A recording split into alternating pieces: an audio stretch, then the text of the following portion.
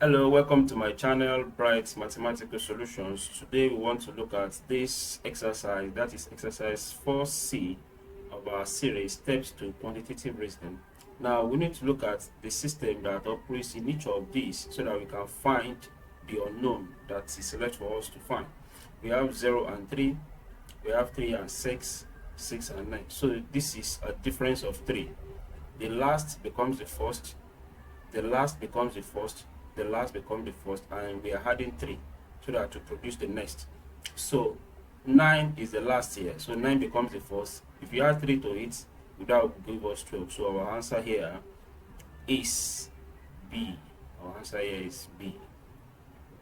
So the next one, we have 8 and 16, 16 and 32, 32 and 64. So this is addition of they are multiplying 2 with the first. That was 8 multiplied by 2 gives us 16.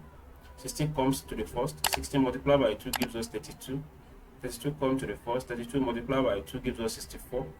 So for the next one, 64 will come first. So 64 multiplied by 2 gives us 128. So our answer here is A.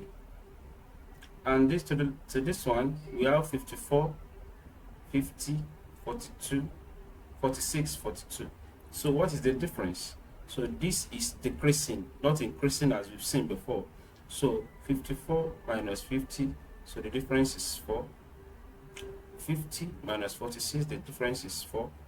46 minus 42, the difference is 4.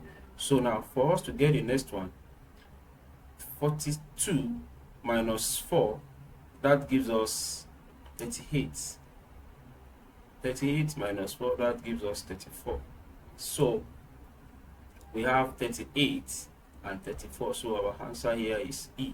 So thank you very much for watching. Please remember to subscribe to this channel. Till I come your way next time, please be good.